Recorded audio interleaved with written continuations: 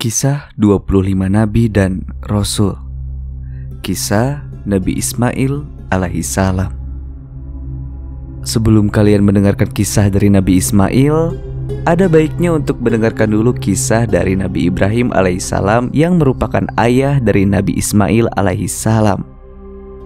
Singkat cerita, setelah sekian lama menikah dengan Siti Sarah, Nabi Ibrahim alaihissalam belum memiliki anak.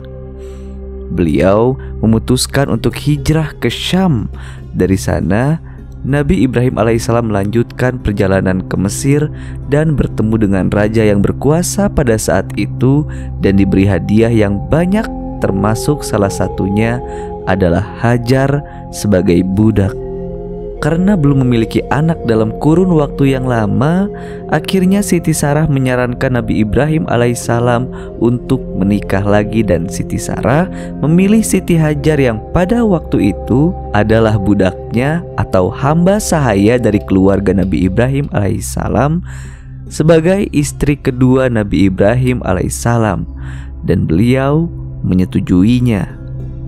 Selang beberapa waktu, Siti Hajar mengandung dan semakin terlihat kasih sayang Nabi Ibrahim alaihissalam kepada Siti Hajar yang membuat cemburu Siti Sarah, sehingga membuat Nabi Ibrahim merasa bersalah kepada Siti Sarah sampai Nabi Ibrahim berkata kepada Siti Sarah, "Aku sudah mengikuti apa yang kamu inginkan, tapi mengapa masih marah kepadaku? Bukankah dia, Siti Hajar, adalah pilihanmu?" Selang beberapa lama, Siti Hajar melahirkan bayi laki-laki yang tampan yang diberi nama Ismail, dan semakin terlihat bertambah besar kasih sayang Nabi Ibrahim alaihissalam kepada Siti Hajar dan putranya. Karena situasi keluarga Nabi Ibrahim alaihissalam semakin memanas karena kecemburuan Siti Sarah terhadap Siti Hajar dan putranya, akhirnya Nabi Ibrahim memutuskan untuk membawa hijrah keduanya ke daerah yang jauh, yang akhirnya beliau berjalan menuju padang tanah yang tanpa ada apapun dan siapapun, yang sekarang terkenal sebagai tanah haram, Mekkah. Selain itu, Nabi Ibrahim alaihissalam meninggalkan mereka berdua dengan bekal seadanya, sampai akhirnya keduanya kehabisan perbekalan. Hal itu membuat Siti Hajar terus berlari-larian dari satu bukit ke bukit yang lain untuk mencari kebutuhan untuknya dan anaknya, terutama air minum, karena Ismail sudah sangat kehausan. Namun Siti Hajar tidak menemukan apapun. Setelah kelelahan mencari, akhirnya Siti Hajar kembali ke tempat Ismail ditinggal dan terkejut karena di telapak kaki Ismail keluar air yang sekarang terkenal dengan air Zam-Zam. Hari berganti bulan, bulan berganti tahun, sampai akhirnya Siti Hajar wafat dalam usia 90 tahun, sedangkan Nabi Ismail alaihissalam sudah tumbuh dan menikah dengan gadis dari Bani Jurhum, yaitu Al-Juda binti Sa'd. Suatu ketika Nabi Ibrahim alaihissalam ingin mengunjungi putranya Nabi Ismail alaihissalam karena rindu. Untuk itu, beliau meminta izin kepada Siti Sarah dan diizinkan. Setelah tiba di Mekah, Nabi Ibrahim alaihissalam mencari rumah putranya dan bertemu dengan istri Nabi Ismail. Kemudian terjadi dialog antara Nabi Ibrahim alaihissalam dengan menantunya. "Di mana suamimu?" tanya Nabi Ibrahim alaihissalam. "Dia tidak ada, sedang pergi berburu," jawab istri Nabi Ismail. "Adakah sesuatu yang bisa kau hidangkan untuk tamu?" tanya Nabi Ibrahim alaihissalam. "Tidak ada, dan tidak ada seorang pun di sini," jawab istri Nabi Ismail alaihissalam.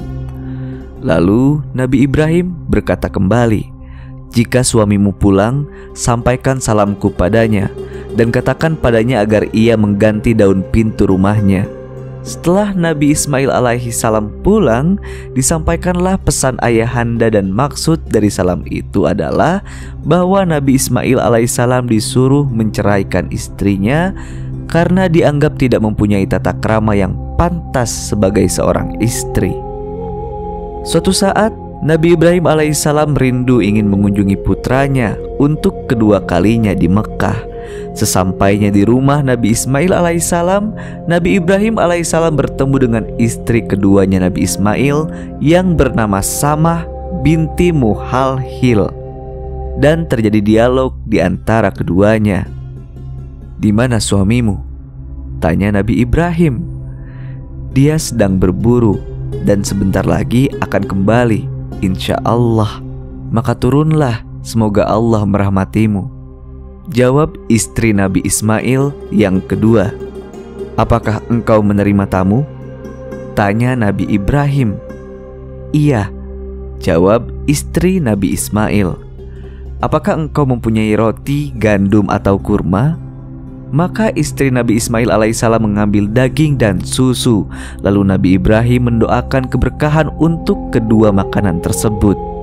Singkat cerita, akhirnya Nabi Ibrahim alaihissalam berpamitan dan berkata kepada istri Nabi Ismail alaihissalam, "Jika Ismail kembali, katakan kepadanya, Ibrahim menyampaikan salam padamu dan berpesan agar engkau memelihara daun pintu rumahmu, karena itu adalah sebaik-baiknya daun pintu." Salah satu kisah Nabi Ismail yang paling terkenal adalah peristiwa kurban. Ketika Ismail sudah mulai beranjak remaja, Nabi Ibrahim alaihissalam bermimpi untuk menyembelih Ismail. Beliau bermimpi sampai 3 kali berturut-turut dalam 3 hari. Dimulai pada tanggal 7 Zulhijjah, beliau bermimpi untuk menyembelih Ismail untuk pertama kalinya. Kemudian berlanjut ke hari berikutnya dengan mimpi yang sama. Dan di sini Nabi Ibrahim alaihissalam ragu-ragu, apakah ini perintah Allah atau hanya mimpi dari setan.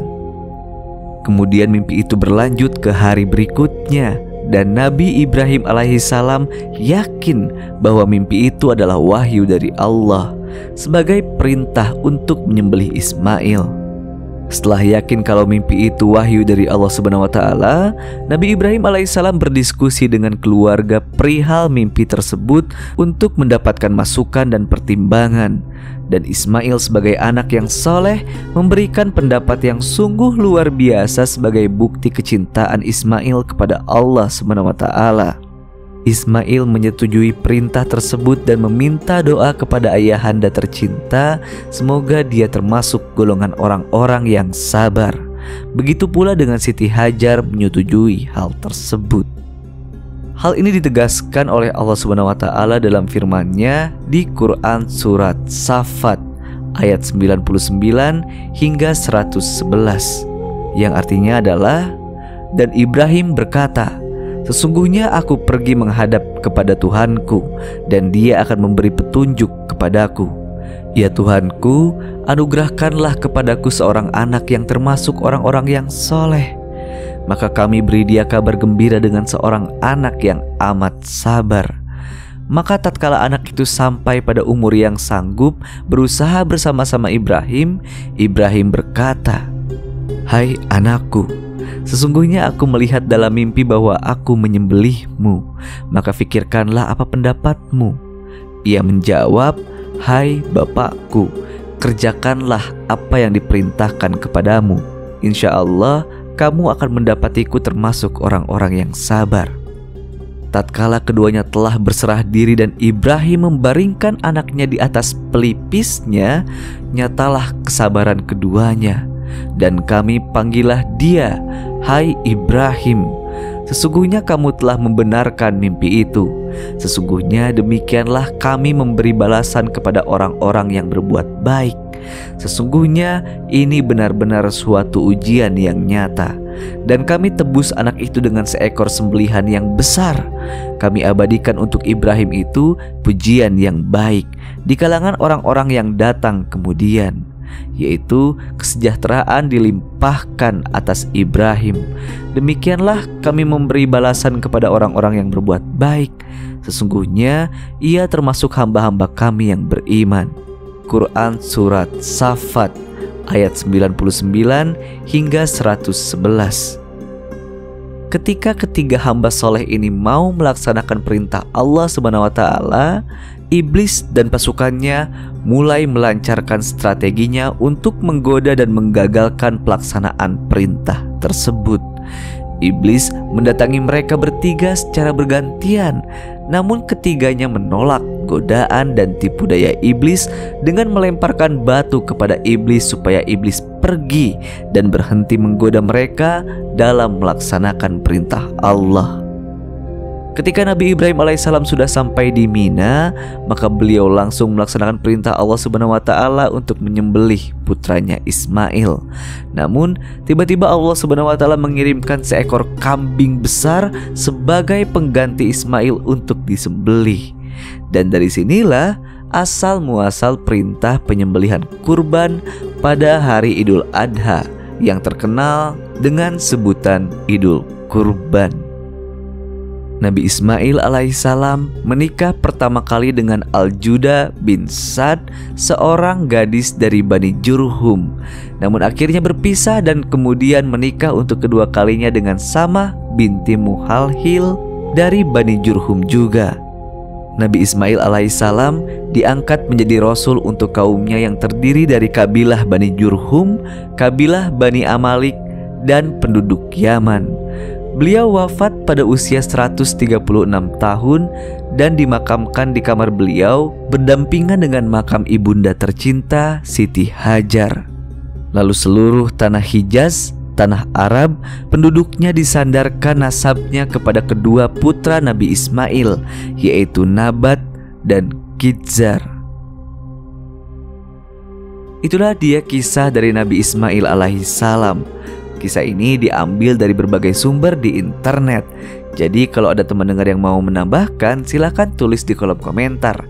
Dan mohon maaf jika ada beberapa kalimat atau kata-kata yang salah pengucapkannya.